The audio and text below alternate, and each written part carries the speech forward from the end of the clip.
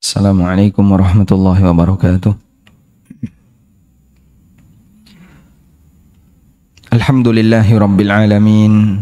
Wassalatu wassalamu ala ashrafil mursalin Nabiyyina wa maulana Muhammadin wa ala alihi wa sahbihi ajma'in. Wa ashhadu an la ilaha illallah wahdahu la syarika lah. Wa ashhadu anna Muhammadan abduhu wa rasuluh sallallahu alaihi wa ala alihi wa sahbihi wa man tabi'ahum bi ihsanin ila yaumiddin.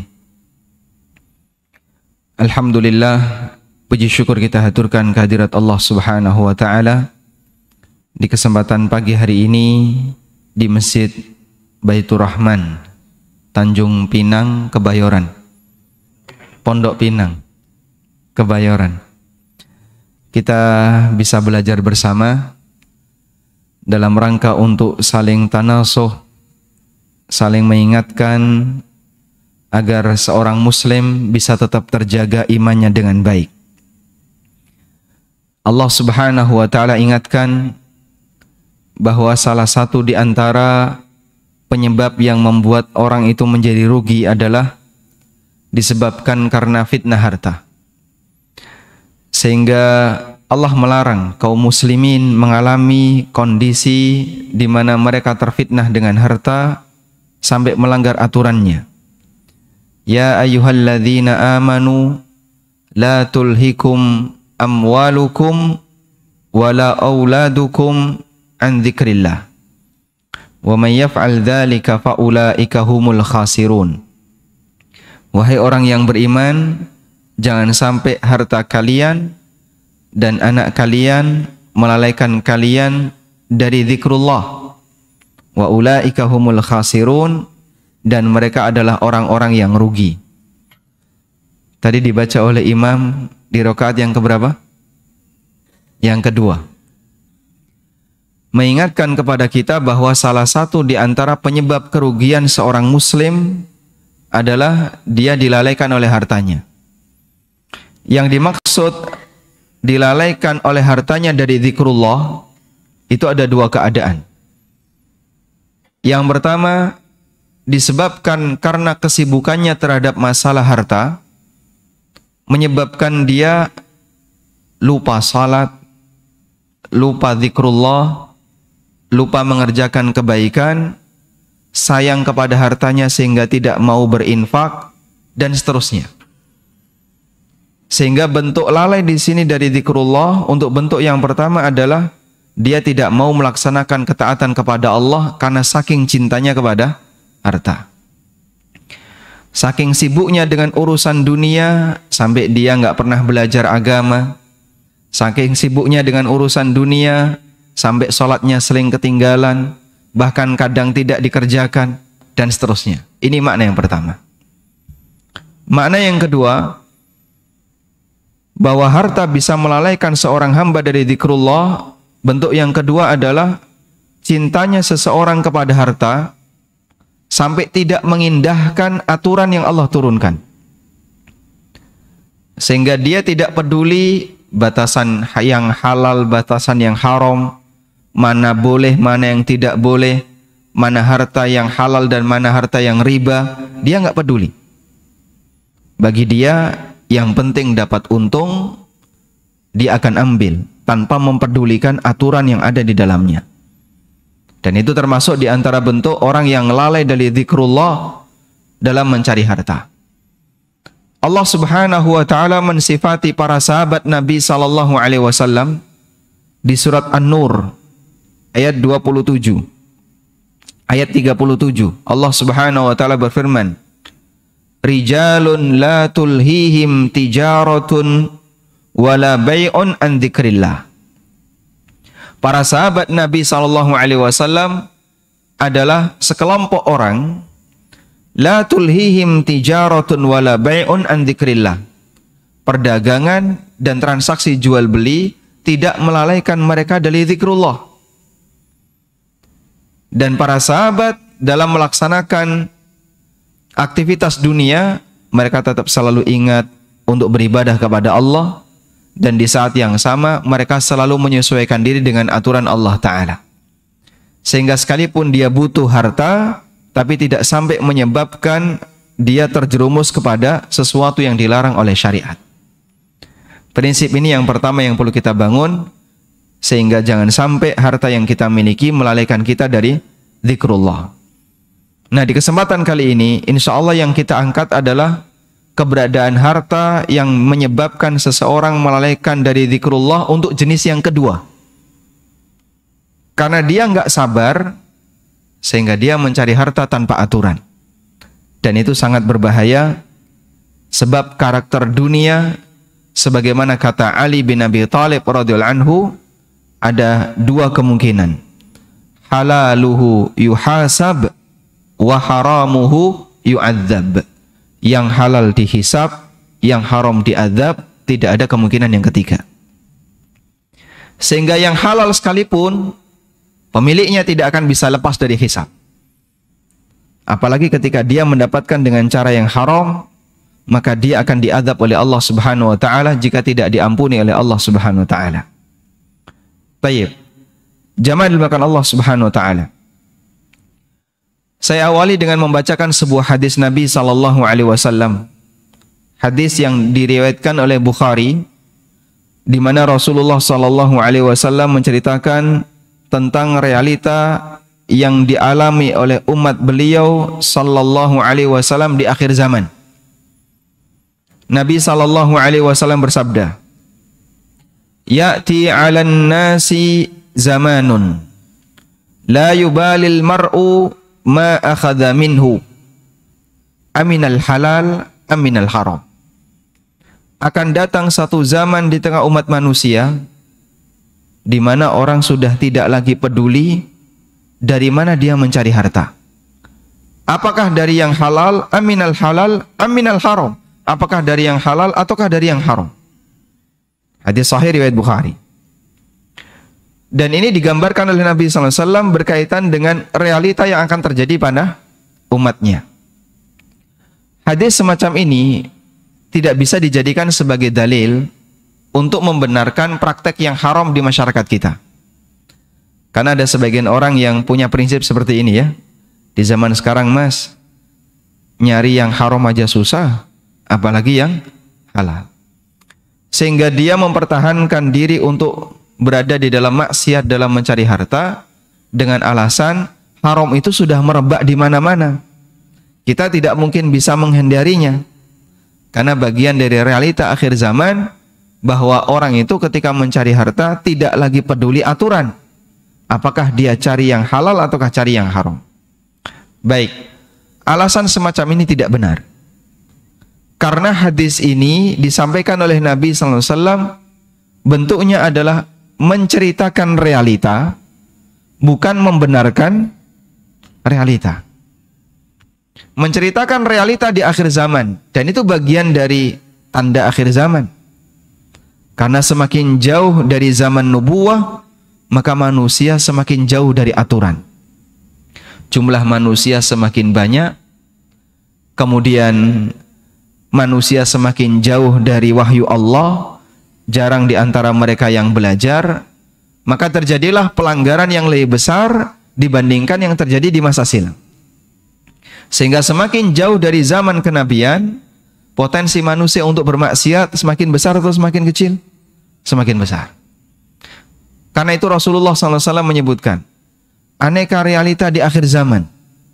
Akan ada A, akan ada B, akan ada C. Beliau menyampaikan ini tujuannya adalah untuk mengingatkan akan adanya realita seperti itu, bukan mendukung dan membenarkan realita itu. Karena pada saat saya menyampaikan tentang hadis bahwa di akhir zaman itu riba tersebar di mana-mana, sampai orang yang berusaha untuk menghindari riba, asabat ghubaruha, pasti dia akan terkena debunya riba. Lalu ada yang komentar, kalau semua orang pasti akan terkena riba, berarti riba di akhir zaman tidak bisa kita hindari.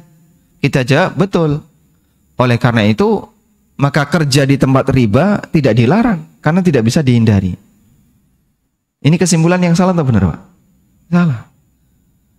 Adanya wabah penyakit bukan berarti Anda kemudian boleh bermudah-mudahan dalam tidak menjaga kesehatan. Sehingga tetap harus jaga kesehatan. Meskipun wabah itu bisa jadi nggak bisa dihindari. Akan masuk ke rumah siapapun sesuai dengan apa yang dikehendaki oleh Allah Subhanahu wa taala. Namun seorang muslim atau manusia yang baik, dia akan selalu untuk berusaha jangan sampai terkena wabah semacam ini. Maka demikian pula wabah yang bentuknya penyakit maksiat. Ketika merebak di mana-mana dan disampaikan oleh Nabi sallallahu alaihi wasallam itu adalah bagian dari realita akhir zaman, bukan berarti itu adalah kondisi yang dibenarkan untuk masuk ke dalamnya. Kita harus berusaha untuk menghindarinya. Karena itu di sini perlu kita ingatkan, Rasulullah sallallahu alaihi wasallam mengingatkan realita akhir zaman. Sayati 'alan nasi zamanun la yubalil mar'u ma akhadha min. Akan datang satu zaman di tengah umat manusia di mana orang sudah tidak lagi peduli dari mana dia mengambil harta, apakah dari yang halal ataukah dari yang haram. Dan bisa jadi zaman yang disabdakan oleh Nabi sallallahu alaihi wasallam ini telah kita alami. Sehingga kita lihat realita di lapangan, banyak sekali orang ketika bekerja, dia tidak lagi peduli, tidak perhatian terhadap aturan Allah, sehingga dia tidak tahu batasan mana yang halal, mana yang haram. Jamaah yang dimuliakan Allah, coba kita lihat misalnya ya, mereka yang punya toko di mall, atau yang punya toko di Tanah Abang, atau di pasar-pasar yang lain, dominannya faham fikih jual beli atau tidak, Pak? Tidak paham, tidak ngerti. Dulu standar yang digunakan oleh Umar bin Khattab radhiyallahu anhu, beliau melakukan inspeksi ke pasar Madinah. Masing-masing pedagang itu ditanya tentang masalah fikih jual beli. Kalau bisa jawab diapain? Dibiarkan. Kalau nggak bisa jawab, dipukuli, Pak, dengan menggunakan tirroh. Tirroh itu tongkat kecil seperti yang dibawa oleh para jenderal itu. Itu namanya tirroh. Dipukuli dengan menggunakan tirroh. Sambil mengatakan, la yabi'u fi suqina illa man tafaqqaha. Nggak boleh transaksi di pasar ini kecuali orang yang paham fikih jual beli. Coba, kalau andaikan Umar bin Khattab radhiyallahu anhu masih hidup, Pak, kira-kira pasar yang bertahan di tempat kita berapa persen, Pak? Mungkin banyak sekali yang gagal untuk bisa bertahan di situ. Dan tradisi baik semacam ini bertahan sampai zaman Imam Malik. Bertahan sampai zaman Imam Malik. Imam Malik kan hidup sekitar tahun 120-an ya. Sehingga bertahan sampai sekian ratus tahun.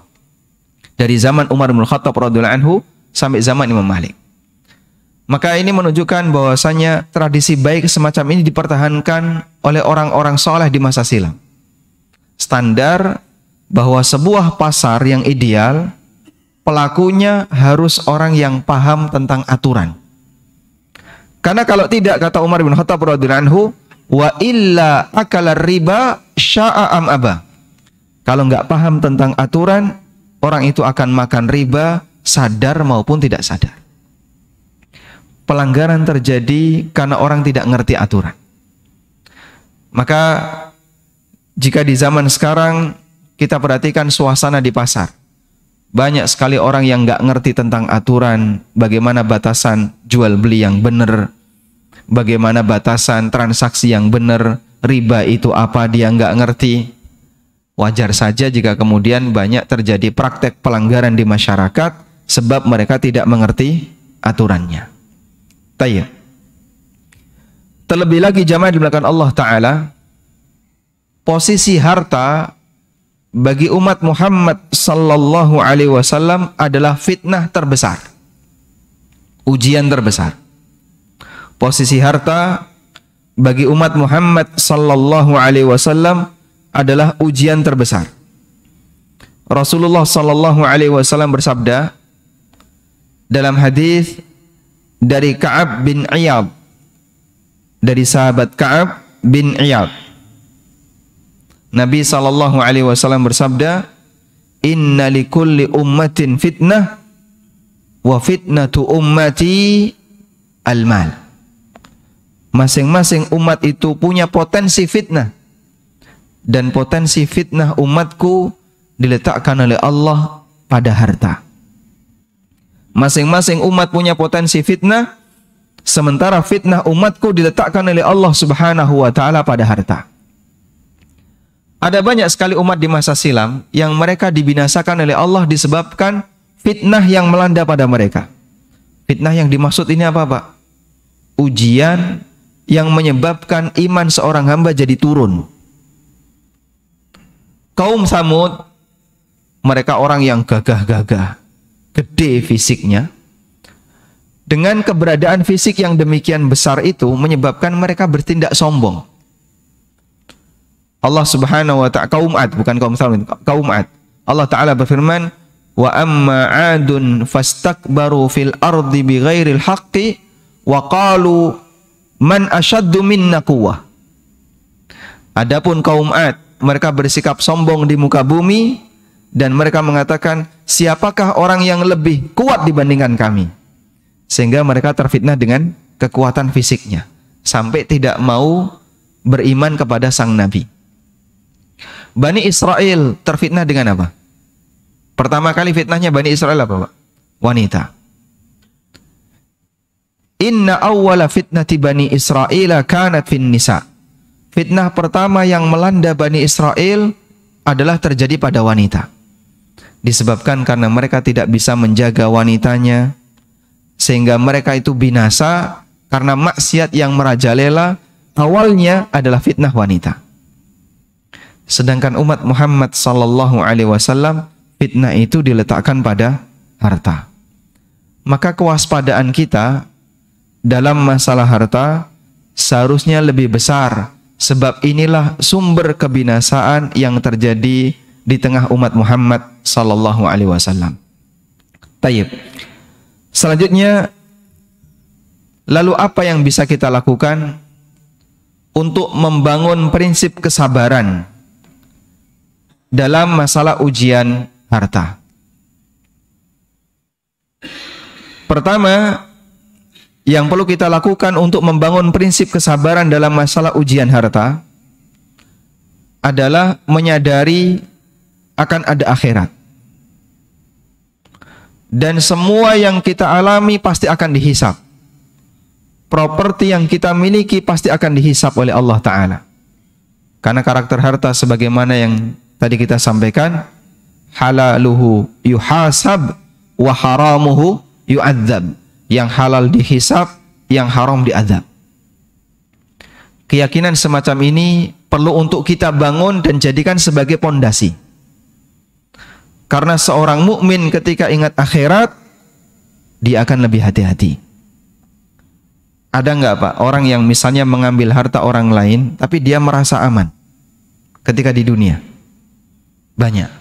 Barangkali dia merasa saya nggak mungkin akan dihukum. Siapa sih yang berani menghukum saya misalnya?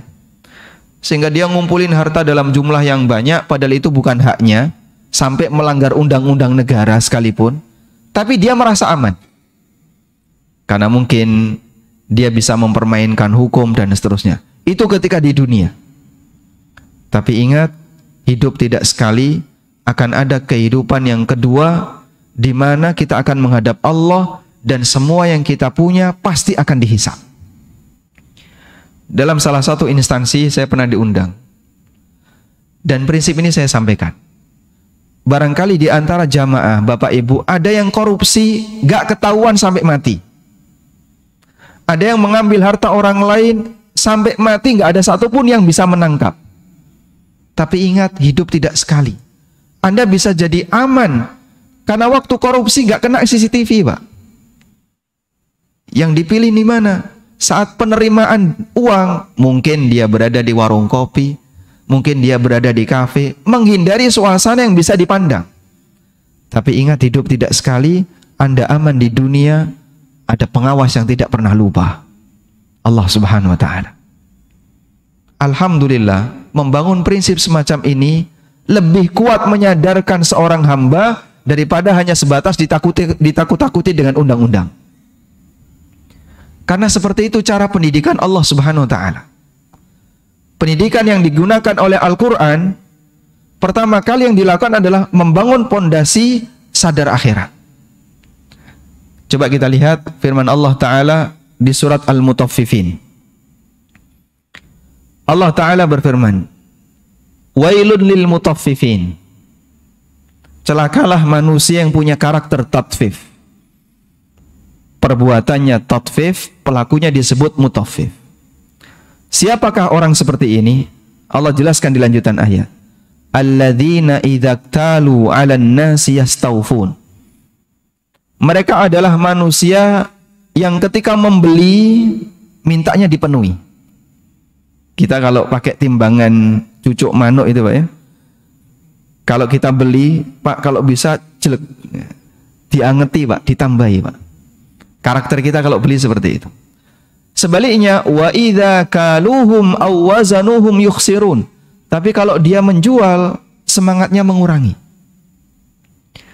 Allah menjelaskan tentang masalah transaksi yang sederhana, yang dilakukan secara konvensional, tapi ada pelanggaran.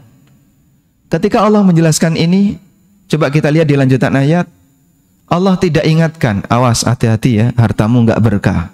Awas hati-hati, nanti kamu jadi sakit-sakitan. Peringatannya tidak demikian. Apa peringatan yang disebutkan di lanjutan ayat? Ala yadhunnu ulaika annahum mab'utsun liyaumin azim yauma yaqumun nasu lirabbil alamin. Tidakkah mereka itu yakin kalau nanti mereka akan dibangkitkan oleh Allah? Liyaumin azim, di hari yang sangat agung. Yauma yaqumun nasu lirabbil alamin, di mana seluruh manusia akan menghadap Rabbul Alamin. Sehingga sampai dalam masalah yang sederhana untuk transaksi jual beli yang mengandung pelanggaran, Allah ingatkan tentang masalah akhirat. Dan Syekh Abdurrahman As-Sa'di rahimahullah mengatakan, ayat ini sekalipun tekstualnya berbicara tentang masalah pelanggaran jual beli, tapi secara makna muta'addi, secara makna melebar, melibatkan semua aktivitas manusia yang menyangkut hak dan kewajiban. Sehingga dijadikan sebagai sebuah kaidah. Orang mutaffif adalah manusia yang pinter nuntut hak, malas menunaikan kewajiban. Dia ketika kerja sering telat, tapi gajinya dibuat telat, tidak mau. Mungkin sering korupsi waktu, tapi ketika gajinya dikurangi, dia nggak mau. Dia mengambil harta orang lain, harta dia diambil, dia tidak mau. Ada model manusia yang pinter nuntut hak, tapi malas menunaikan kewajiban. Orang semacam ini bisa jadi ketika di dunia dia bisa merasa aman, tidak ada orang lain yang berani untuk menangkapnya, nggak ada orang lain yang berani untuk menindaknya. Tapi ingat, hidup tidak sekali. Ala yadhunnu ulaika annahum mab'utsun. Tidakkah mereka ingat kalau nanti mereka akan dibangkitkan dan menghadap Allah Subhanahu wa taala? Membangun prinsip semacam ini akan membuat orang jadi lebih waspada, Pak. Makanya jamaah kita bisa lihat ya, karakter mukmin yang beriman kepada akhirat dengan orang yang tidak beriman kepada akhirat dalam masalah mencari harta jauh berbeda, Pak, seperti langit dan bumi. Sehingga orang yang tidak punya kesadaran terhadap masalah akhirat, uripe sakarepe dhewe. Ngambil ini terserah. Makanya Allah gambarkan orang kafir ketika menikmati dunia itu ibarat apa? Binatang. Allah berfirman, alladzina kafaru ya'kuluna wa yatamatta'un kama ta'kulul an'am wan naru mathwal lahum. Orang kafir ketika mereka makan dan menikmati dunia layaknya binatang. Yang namanya sapi itu kan nggak pernah kenal ya, mana rumput halal, mana rumput riba. Kambing juga nggak tahu ini rumput milik tetangga atau punya tuannya, karena dia nggak tahu batasan halal haramnya. Sehingga orang yang kafir digambarkan oleh Allah karena dia nggak punya iman kepada hari akhir. Saat dia mengambil harta haram, bagi dia nggak ada beban. Dia nggak punya perasaan bersalah karena dia tidak punya iman kepada akhirat. Sehingga pendidikan yang pertama yang dibangun oleh Allah Subhanahu wa taala adalah menguatkan pondasi akidah dulu. Maka kita belajar tentang masalah fikih muamalah, kita belajar tentang masalah halal haram dalam berbisnis, kita menghindari sesuatu yang syubhat, alasan terbesarnya adalah karena kita sadar akhirat. Itulah alasan terbesar. Banyak orang ketika ditanya, kenapa Bapak tinggalkan riba? Kenapa Bapak tinggalkan harta haram? Sebagian besar jawabannya adalah karena saya tidak ingin harta saya nggak berkah. Saya tidak ingin harta saya cepat habis. Kata orang, uang setan dimakan demit. Sehingga kelihatannya banyak tapi cepat habis. Dia nggak pingin seperti itu. Maka dia tinggalkan sesuatu yang haram. Ada salah satu aparat yang pernah cerita. Saya pernah ditugaskan di sebuah titik tertentu. Untuk dapat duit ceperan 1 juta per hari gampang, kata dia. Tapi beliau bilang, selama saya bekerja di situ, anak sering sakit, sering berantem di rumah dengan istrinya, sering punya masalah, dan dia sadar. Dengan itu dia tinggalkan. Sehingga dia tidak mau mengambil harta haram. Dia tahu sebenarnya ini tidak boleh, dia tahu. Dia tahu itu haram. Muslim dia. Cuman orang kalau sudah menikmati harta, susah untuk meninggalkannya. Untuk dapat ceperan 1 juta, selain gaji pokok ya, 1 juta per hari gampang Pak. Dia bisa dapat 2 juta, 3 juta per hari. Itu dia tinggalkan karena masalah yang banyak dialami di keluarganya. Dia tinggalkan. Masya Allah. Kadang orang diingatkan oleh Allah Subhanahu Wa Taala. Kalau nggak bisa diingetin pakai Al-Quran, diingetin pakai musibah. Dan banyak orang itu mau hijrah meninggalkan sesuatu yang haram. Sebabnya apa? Kecelakaan, sakit, berantem dengan keluarganya, nggak akur, sampai bunuh-bunuhan. Sebabnya ini Pak. Baru setelah itu dia sadar. Padahal peringatan itu disampaikan dengan cara lembut. Melalui khutbah Jumat, melalui kajian. Ini halal, ini haram. Nggak mau terima dia. Begitu kena musibah baru dia sadar. Maka kalau manusia tidak diingatkan dengan cara yang lembut, Allah kasih peringatan dengan cara yang lebih keras. Dia baru mau sadar ketika dia sakit. Dia baru mau sadar ketika dia mengalami kecelakaan. Umum itu terjadi di masyarakat. Cuman begini, saat dia tinggalkan sesuatu yang haram, alasannya karena apa? Dia tidak ingin ada harta haram yang menyebabkan hidupnya jadi susah. Hartanya jadi hilang. Orang ini meninggalkan sebagian dunia untuk mendapatkan dunia yang lain. Kita tidak salahkan motivasi semacam ini. Tapi bagi seorang mukmin ada motivasi yang lebih tinggi lagi. Apa motivasinya ketika dia tinggalkan yang haram? Bersabar dalam mencari harta. Motivasinya adalah karena dia sadar akhirat. Motivasi itu jauh lebih tinggi dibandingkan yang pertama tadi. Meskipun banyak orang termotivasi untuk meninggalkan harta haram, sebabnya karena dia tidak ingin mengalami kesengsaraan dalam hidup. Dan banyak orang yang ketika mengalami musibah, kecelakaan, sakit, baru dia sadar. Padahal sebelumnya dia terjebak dalam aneka sesuatu yang haram dan dia menikmatinya. Tayyib, ini prinsip yang pertama. Miliki kesadaran terhadap akhirat. Karena itulah Allah Subhanahu wa taala ingatkan dalam masalah harta, "Tsumma la tus'alunna yauma idzin 'anin na'im." Kemudian kelak kalian akan ditanya pada hari itu, yaitu di hari kiamat, 'anin na'im. Kalian akan ditanya untuk semua kenikmatan yang kalian miliki. Kaki seorang hamba enggak bakalan geser sampai dia ditanya oleh Allah Ta'ala tentang hartanya. Min aina iktasabah wa fima anfaqah. Dari mana dia dapatkan harta itu dan untuk apa dia gunakan harta itu. Baik, ini prinsip yang pertama. Selanjutnya kita beralih kepada prinsip yang kedua agar kita bisa lebih sabar dalam mencari harta. Jamaah di belakang Allah Subhanahu wa taala. Tidak semua harta yang kita dapatkan kita bisa menikmatinya. Tidak semua harta yang kita kumpulkan kita bisa menikmatinya. Sementara pasti kita akan dihisap untuk seluruh harta yang kita kumpulkan. Jadi intinya begini, kita dimintai pertanggungjawaban untuk semua harta yang kita kumpulkan. Padahal tidak semua yang kita kumpulkan memberikan manfaat bagi kita. Ada seorang sahabat yang bernama Abdullah bin Sikhir datang kepada Rasulullah sallallahu alaihi wasallam, dan ketika itu Nabi sallallahu alaihi wasallam membaca firman Allah Subhanahu wa taala, Alhaakumut takatsur. Alhaakumut takatsur. Berlomba-lomba dalam mencari harta telah melalaikan kalian. Rasulullah sallallahu alaihi wasallam berhenti setelah membaca satu ayat ini, lalu beliau mengatakan, Yaqulu ibnu Adam, mali, mali. Manusia selalu mengatakan, ini hartaku, ini hartaku, ini propertiku, ini tanahku, ini rumahku, ini kendaraanku, dan seterusnya. Manusia selalu berusaha untuk mengumpulkan harta. Lalu beliau sallallahu alaihi wasallam memberikan peringatan, wa hallaka mim malika ya ibnu Adam.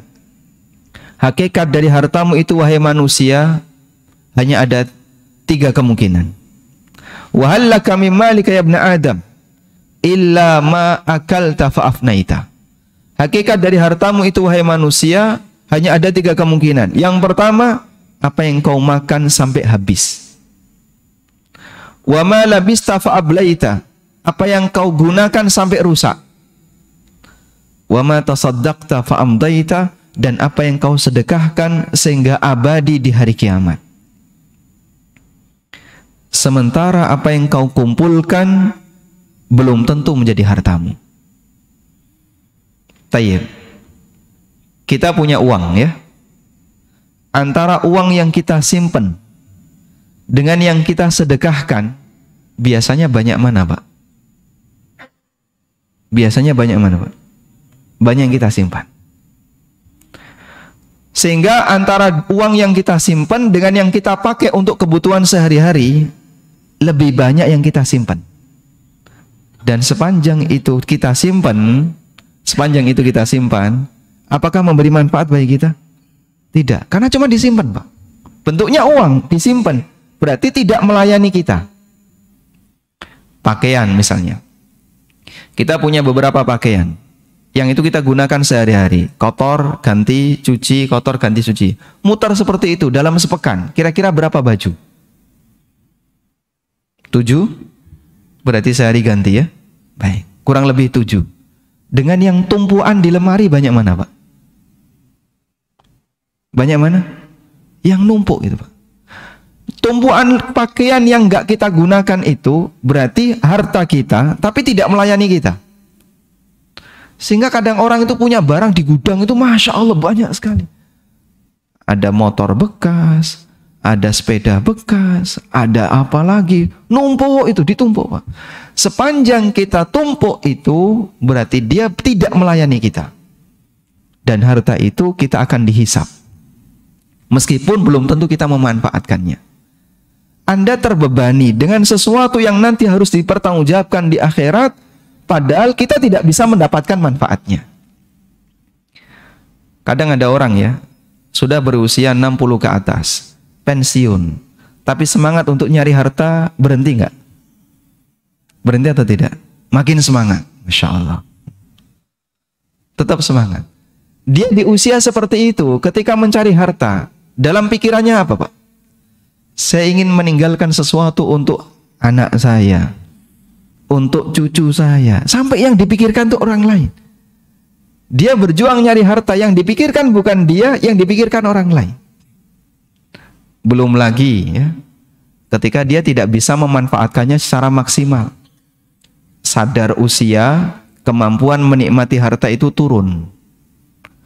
Semakin tambah usia, kemampuan manusia dalam menikmati harta itu turun. Cara Allah mencabut kemampuan manusia dalam menikmati harta itu bukan hanya sebatas dengan dihilangkan. Rumahnya kebakaran atau mobilnya hilang, bukan itu, Pak.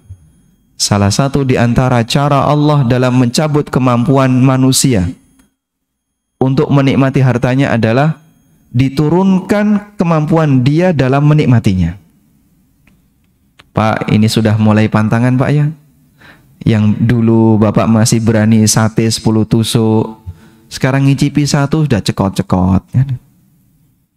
Yang dulu Bapak bisa berani makan nasi banyak, sekarang sudah mulai harus dihindari. Ada banyak sekali hal yang kita hindari karena kemampuan kita dalam menikmati harta itu turun. Orang kaya, mobilnya bagus, tapi nggak bisa jalan-jalan. Kenapa? Kalau dia jalan-jalan, mabuk misalnya. Ada yang nggak bisa naik pesawat karena mabuk, takut ketinggian. Ada yang nggak bisa ini, nggak bisa ini. Itulah kemampuan kita dicabut oleh Allah dalam menikmati harta. Hartanya ada, tapi kita nggak bisa untuk menikmatinya. Banyak kayak gitu Pak ya? Banyak. Makanya kadang bagi orang yang sudah sadar akhirat, duit oke, duitnya banyak, tapi dia nggak bisa untuk menggunakannya. Hanya bisa nyimpen, bisa nonton cek saldo, tapi dia nggak bisa menggunakan, dan pasti dia akan dihisab. Karena yang dihisab bukan cuman yang kita gunakan, yang kita kumpulin, yang tidak termanfaatkan, nanti kita juga akan dihisab. Maka Nabi SAW ingatkan, wa hal laka mim malika ya ibna Adam illa ma akalta fa afnaita wa ma labista fa ablaita wa ma tasaddaqta fa amdaita. Hakikat dari hartamu itu cuma 3 kemungkinan ini. Yang kau makan sampai habis, yang kau manfaatkan sampai rusak, dan yang kau sedekahkan sehingga abadi di hari kiamat. Oleh karena itu, manusia yang hidupnya paling efisien terhadap harta siapa Pak? Rasulullah SAW. Karena beliau nggak nyimpen Pak. Beliau tidak nyimpen. Punya, dipakai secukupnya untuk beliau dan keluarganya, sisanya sedekahkan. Ibarat sebuah mesin Pak ya. Kalau residunya sedikit, berarti apa Pak? Efisien. Kita bahan bakarnya banyak Pak, cuman banyak yang sisa, nggak kepake. Dan itu semuanya nanti akan dihisab di hari kiamat. Makanya sungguh mengherankan, kalau orang sudah punya harta halal, tapi dia merasa kurang, terus ngambil yang haram. Padahal andaikan dia hanya cukup dengan yang halal ini, hidup dia dengan normal. Kalau dia cukupkan dirinya dengan yang halal, dia itu bisa hidup normal. Dia bisa hidup dengan nyaman, hidup dengan normal, bisa menikmati kehidupan ini dengan wajar, makan bisa 3 kali, tidur bisa nyenyak. Kalau dia hanya cukupkan dengan yang halal. Tapi dia masih kurang Pak, nambah yang haram. Yang haram ini ketika dia dapatin, cuman ditumpuk saja. Berarti dia siap untuk diazab dengan sesuatu yang tidak bisa dia manfaatkan. Wong kamu nggak dapat untung, tapi jadi rugi. Orang kalau berpikir seperti ini kan, jadi dia ngapain harus ngambil yang ini? Ini sudah cukup. Dan kalau dia cukupkan dengan yang ini, hidupnya normal. Ketika dia mengambil yang lebih, dia mendapatkan sesuatu yang haram, sama sekali tidak menambah jatah rizki. Maka para ulama mengatakan, ini poin yang ketiga, jatah rizki hamba sampai jam berapa kita?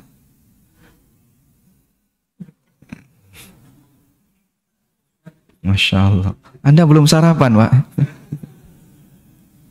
Jam 6 kurang 2 ya. Mulai boleh sholat jam berapa? Syuruk jam 5.54. 5.54 itu garis terbit ya. Baik, di garis terbit belum boleh sholat. 15 menit setelah itu. Baik, insya Allah sebentar lagi selesai ya.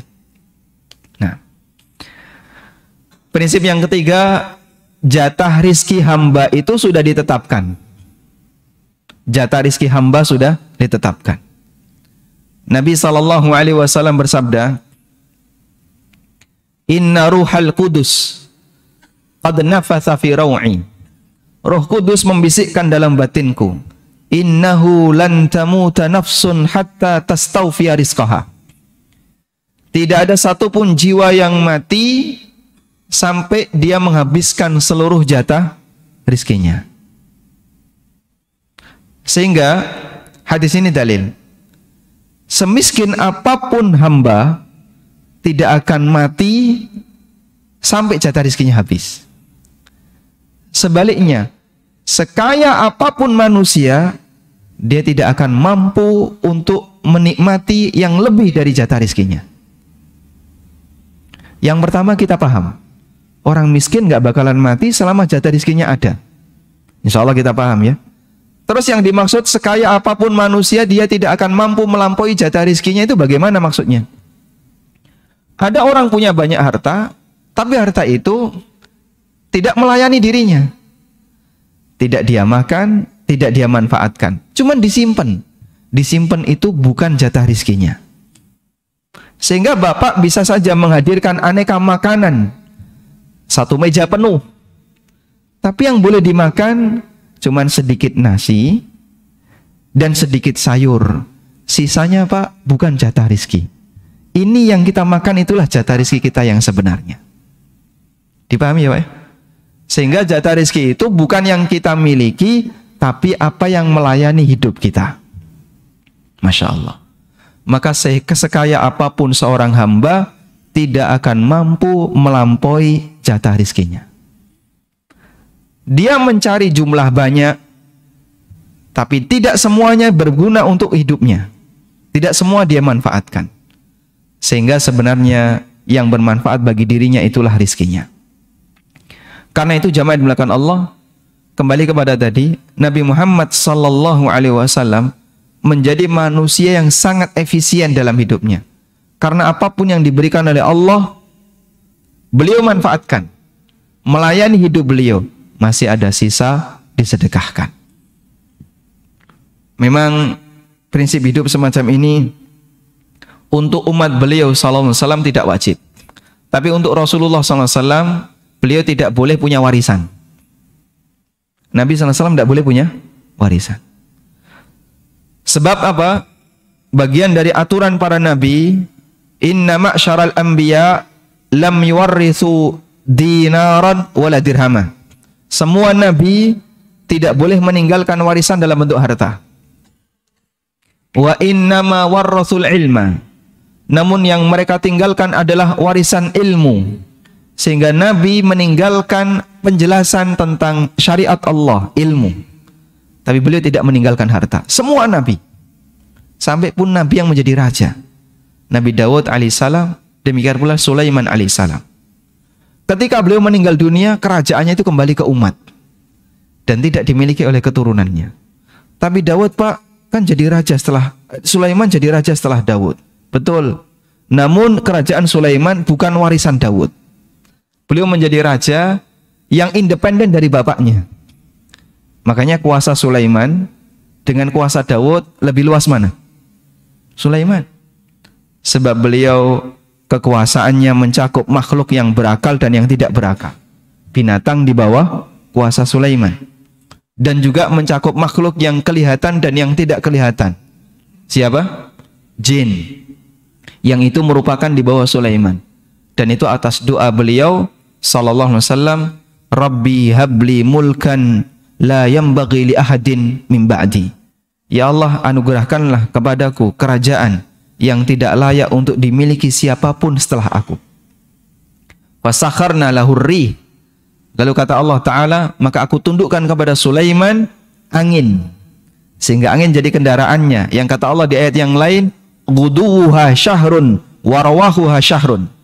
Perjalanan pagi itu sama dengan perjalanan sebulan. Perjalanan malam atau perjalanan sore sama dengan perjalanan sebulan. Dengan menggunakan kendaraan angin. Nabi yang lain tidak ada yang punya angin. Kendaraan Nabi yang lain buruk, bukan angin. Ibrahim menggunakan buruk untuk perjalanan dari Syam menuju Mekah. Nabi kita Muhammad sallallahu alaihi wasallam menggunakan buruk ketika beliau apa? Isra Mi'raj. Beliau menggunakan buruk dengan menggunakan kendaraan berupa binatang. Sulaiman alaihissalam angin. Dan hanya beliau yang punya kendaraan angin karena beliau meminta kepada Allah agar diberi kuasa yang tidak dimiliki oleh siapapun setelahnya. Demikian pula Sulaiman bisa menaklukkan jin. Wasyayatina kulla banna'in wa ghawwas, dan setan yaitu jin yang mereka ada yang tukang bangunan, ada yang menyelam di dasar bumi untuk mendapatkan apa yang diinginkan oleh Sulaiman alaihissalatu wassalam. Baik. Karena itu di sini Sulaiman alaihissalam tidak mewarisi kerajaannya Daud, tapi beliau diberi oleh Allah Subhanahu wa taala. sehingga para nabi tidak meninggalkan warisan dalam bentuk harta, sebab ketika nabi itu tidak meninggalkan warisan dalam bentuk harta, menghindari semua peluang suudzon bagi nabi. Jadi nabi hanya untuk ngumpulin harta untuk keluarganya. Tidak ada teori seperti itu. Seluruh harta beliau disedekahkan. Wallahu ta'ala alam. Pas jam 6:04 ya. Cukup insyaallah. Baik. Demikian yang bisa kita sampaikan sebagai mukaddimah. Barangkali kita sholat sampai jam 6.10 ya, agar pas 15 menit. Kita gunakan 5 menit untuk tanya jawab. Saya bertanya, Anda menjawab. Pertanyaan yang pertama, Masya Allah. Sudah angkat tangan kan? Dari mana Mas? Alhamdulillah dapat hadiah ya. Baik, silahkan. Mau menyampaikan apa? Barakallahu fiik.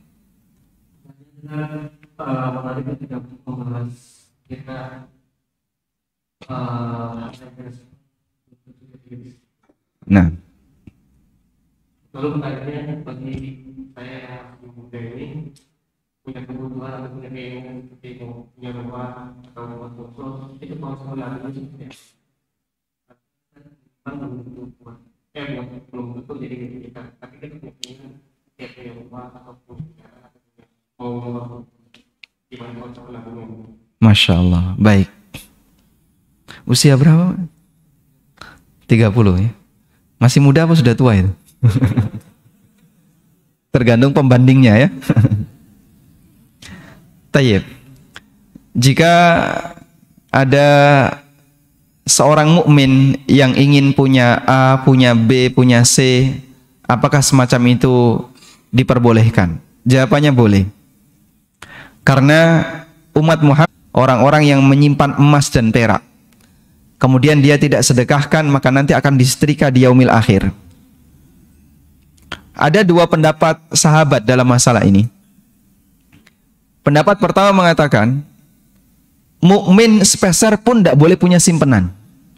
Sehingga kalau dia punya harta seberapapun, misalnya tinggal di Jakarta, gajinya 30 juta. Biaya hidupnya berapa? Sebulan, Jakarta biaya sebulan berapa Pak? Rata-rata Pak? 10 ya? Anggaplah 10. Gaji dia 30 juta, biaya hidup 10. Maka 10 boleh dia manfaatin, yang 20 wajib dikeluarkan. Nggak boleh disimpan sepeser pun. Ini madhabnya Abu Dzar Al-Ghifari. Sehingga Abu Dzar, beliau mengajarkan kepada masyarakat di kota Madinah, siapapun yang nyimpen harta walaupun sepeser, siap-siap nanti akan ditagih oleh Allah di akhirat. Ini prinsipnya Abu Dzar. Yang kedua, Muslim boleh punya simpenan. Sehingga dia dapat misalnya gaji 30 juta. Kemudian kebutuhan dia 10 juta. Yang 20 juta boleh nggak disimpan Pak? Boleh. Tapi syaratnya nanti kalau sudah mencapai nisab, wajib dizakati. Kalau nggak dizakati, nah ini jadi setrika di akhirat. Sehingga emas yang dulu dia sayangi, duit yang dulu dia sayangi, yang dia cintai, yang dia jaga, besok jadi alat untuk menyiksanya. Allah katakan, hadza ma kanastum li anfusikum. Pada waktu dia disetrika punggungnya, disetrika mukanya, disetrika perutnya, fatuqwa biha jibahuhum wa junubuhum wa zuhuruhum, hadza ma kanastum li anfusikum. Disetrika mukanya, disetrika perutnya, disetrika punggungnya, sambil dikatakan, ini loh dulu emas yang kau simpan, yang dulu disayang, sekarang jadi alat untuk penyiksaan. Orang seperti ini karena dia nggak mau bayar zakat, maka insya Allah selama sudah ditunaikan kewajibannya, boleh. Sudah? Terus bagaimana kalau misalnya sudah melebihi dari kebutuhan? Rumah sudah punya, kendaraan sudah punya, rumah 2 ada isinya juga misalnya, sudah lebih dari kebutuhan. Kalaupun sudah lebih dari kebutuhan, apakah kita masih boleh mengumpulkan? Jawabannya boleh. Tadi yang kita sampaikan, kita tidak berbicara masalah halal haramnya, tapi lebih kepada masalah motivasi terkait kesadaran hati-hati terhadap yang haram. Selama yang Anda dapatkan halal, lalu Anda kumpulkan, kemudian nanti akan Anda tinggalkan untuk keluarga Anda, boleh. Cuman begini, jangan lupakan jatah kita di akhirat. Sehingga kalau kita tinggalkan semuanya untuk warisan, itu tidak ada pahalanya, Pak. Tapi kalau Bapak wakaf sebagian, Anda sedekah sebagian, ikhlas, insya Allah ini yang bermanfaat untuk pemiliknya yang sejatinya. Yang kita berjuang ketika di dunia, jangan sampai kita tidak punya jatah sepeser pun ketika di akhirat. Sebab meninggalkan warisan itu tidak ada pahalanya. Karena itu hukum otomatis yang disebut dengan hukum ijbari. Otomatis itu sifatnya ijbari, artinya pakai akad, tidak pakai akad, otomatis. Begitu orangnya mati, maka otomatis ahli warisnya nanti dapat harta yang dia punya. Tayyib. Sehingga muslim boleh meninggalkan warisan dengan dalil adanya aturan warisan dalam Islam. Kalau nggak boleh punya warisan, berarti aturan warisan berlaku nggak? Tidak. Maka pendapat Abu Dzar ini pendapat yang lemah. Beda dengan pendapat jumhur para sahabat yang mereka membolehkan punya simpanan selama dizakati. Wallahu a'lam. Baik. Hadiah pertama. Ini buku sudah selesai saya bedah di ANB Channel, judulnya Pengantar Ilmu Waris. Pertanyaannya, apa makna larangan harta jangan sampai melalaikan dari zikrullah? Jangan sampai hartamu melalaikan kamu dari zikrullah. Apa maknanya? Silahkan angkat tangan duluan. Masya Allah. Yang pertama, ada berapa makna, Pak? 2 atau 3? Oh, 2, baik. Baik, ada 2 ya. Yang pertama, tidak melaksanakan ketaatan kepada Allah karena cinta harta, lupa sholat, sampai enggak Jumatan. Yang kedua, tidak mengindahkan aturan yang Allah turunkan disebabkan karena cinta harta. Sehingga karena cintanya dia kepada harta, dalam mencarinya enggak pakai aturan. Barakallahu fikum, dapat hadiah ya. Masya Allah, nanti boleh diambil di depan. Nah, ada pertanyaan dari ibu-ibu. Assalamualaikum. Waalaikumsalam. Bagaimana jika harta diperoleh dari warisan orang tua? Apakah dihisab juga? Sama, dihisab. Sehingga Anda mendapatkan harta baik dengan kerja sendiri maupun dari warisan orang tua, semuanya akan dihisab. Masya Allah. Ini tulisannya bagus, Pak. Warisan. Kalau ini panjang, Pak. Kayaknya tidak mungkin ini dibahas di forum ini ya. Waktu kita terbatas. Ayo. Mungkin nanti setelah kajian bisa kita bahas ya. Ayo, cukup, Pak. Demikian kita habiskan ini ya. Satu lagi. Ini buku kami tulis berisi tentang bagaimana pondasi yang paling dasar dalam belajar fikih muamalah ya.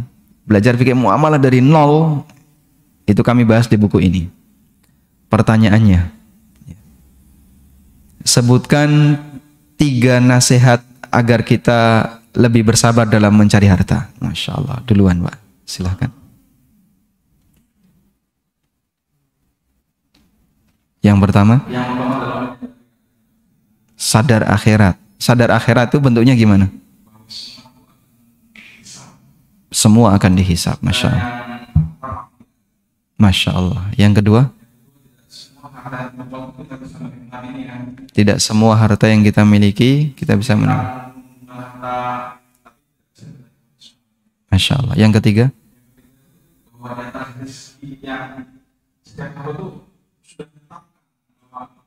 seseorang itu dikatakan bahwa selama sampai jatah rezekinya habis. Baik. Maknanya ada 2 tadi. Yang pertama, orang miskin tidak akan mati kaya tidak bisa melampaui. Masya Allah, baik. Banyak orang punya villa di Bogor, Pak, tapi dia nggak pernah menikmatinya. Kalaupun datang weekend, Jumat sudah macet ya, sudah Sabtu sore dia udah balik karena takut macet. Dinikmati cuman sekian jam, setelah itu ditinggalkan. Ada kayak gitu, Pak? Di Jakarta banyak, Pak. Villanya di mana-mana. Tapi dia hanya bisa tidur dalam satu ruangan kecil, tidak lebih dari itu. Itu bukti bahwa tidak semua harta yang kita punya, kita bisa menikmatinya. Masya Allah.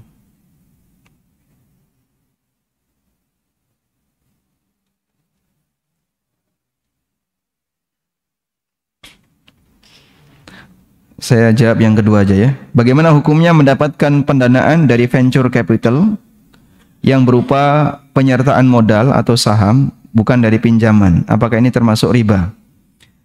Kalau aturan yang terjadi pada venture capital, di situ tidak ada perubahan dari modal kemudian berubah jadi utang, insya Allah tidak masalah. Karena ada yang saya ketahui ya, ada aturan seperti ini. Pemodal asing ini memberikan modal, akadnya permodalan. Namun ada aturan, jika perusahaan rugi, maka modal ini jadi utang. Kalau perusahaan rugi, maka modal ini wajib dikembalikan sebagai utang. Kalau untung bagi hasil, kalau rugi dikembalikan sebagai utang. Praktek ini ijma ulama tidak boleh. Sebagaimana keterangan As-Suyuti bahwa modal tidak boleh jadi utang, sebagaimana utang tidak boleh jadi modal. Modal jadi utang, Nabi SAW bersabda, wala ribahu ma lam yudman, tidak boleh ada keuntungan yang tidak menanggung resiko kerugian. Sehingga peluang untung berbanding lurus dengan resiko rugi. Tidak boleh hanya mau untung tapi tidak mau rugi. Jika venture capital tidak sampai seperti ini, insya Allah tidak masalah. Wallahu a'lam wa sallallahu ala nabiyyina Muhammadin wa ala alihi wa sahbihi wa sallam. Wa akhiru da'wana anil hamdulillahi rabbil alamin. Subhanakallahumma wa bihamdika asyhadu an la ilaha illa anta astaghfiruka wa atubu ilaik. Wassalamualaikum warahmatullahi wabarakatuh.